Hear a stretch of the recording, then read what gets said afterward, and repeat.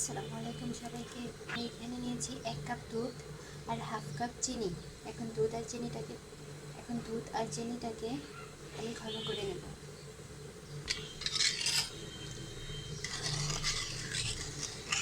এই পর্যায়ে চুলার আঁচটা কিন্তু হাইতে রয়েছে। হাইতে রেখে আমি দুধ আর চিনিটাকে ঘন করে নেব। অপর আরেকটা পাত্রে আমি দিয়ে দিয়েছি একটা প্যাকেটের অর্ধেকটা লাচ্ছা সেমাই আর 1 টেবিল স্পুন বাটার। বাটারটা আর সেমাইটা একসাথে মিশিয়ে ভালোভাবে ভেজে নেব।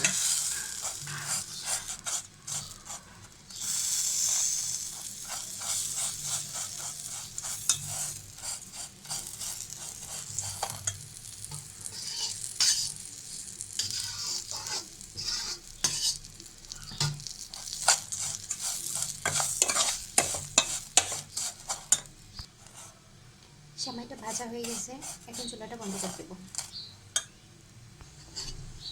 এদিকে দুধটাও কিন্তু অনেকটা ঘন হয়ে গেছে। এই পর্যায়ে আমি দিয়ে দেবো 1 চিমটি খাবার সোডা। খাবার সোডাটা দেওয়ার কারণে কিন্তু এটা ঘন হয়ে যাবে জলদি করে।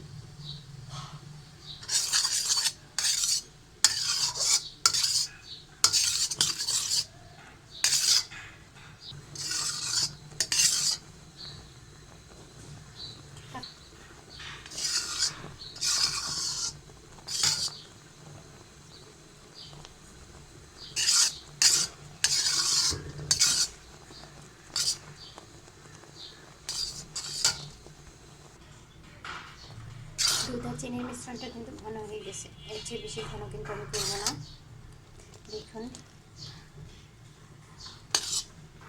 এরকম ঘনত্ব রাখবো।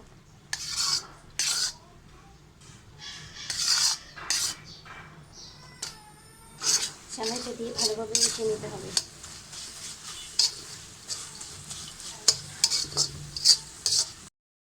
এখন আমি 1/3 কাপ লিকুইড দুধ দিয়ে দেব।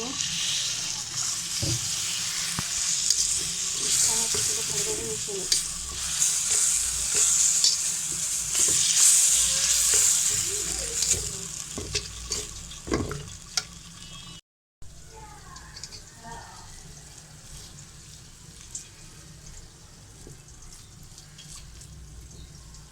সেমাইটা হয়ে গেছে, এখন আমি তুলে রসমালাইয়ের শেপ দিয়ে নেব।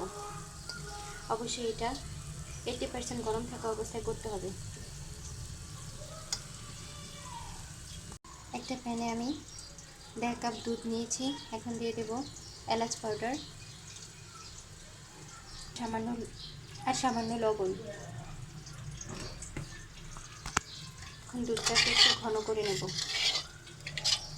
এ পর্যায়ে কিন্তু আমি কোনো চিনি ব্যবহার করব না, কারণ সেমাইটাতে কিন্তু অনেক চিনি রয়েছে।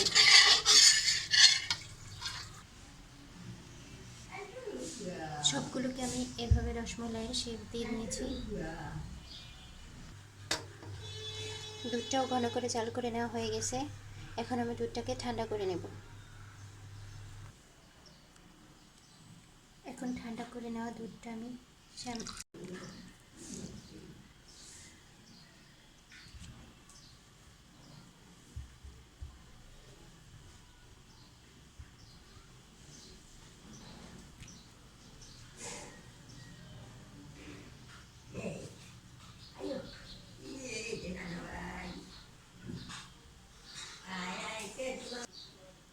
দিয়ে দেব বাদাম।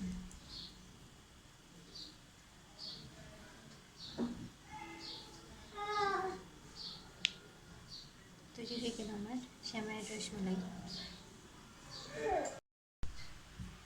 এখন রসমালাইটাকে আমি নর্মাল ফ্রিজে 1 ঘন্টা রেখে দেবো সেট হওয়ার জন্য, কারণ এটা ঠান্ডা ঠান্ডা খেতে বেশি ভালো লাগে। দেখুন 1 ঘন্টা পর কিন্তু দুধটা অনেকটাই টেনে গেছে। এখন এটা দেখতে কতটা সুন্দর হয়েছে, খেতেও দারুণ মজা। আপনারা বাসায় অবশ্যই ট্রাই করবেন আর আমাকে জানাবেন কেমন হয়েছে।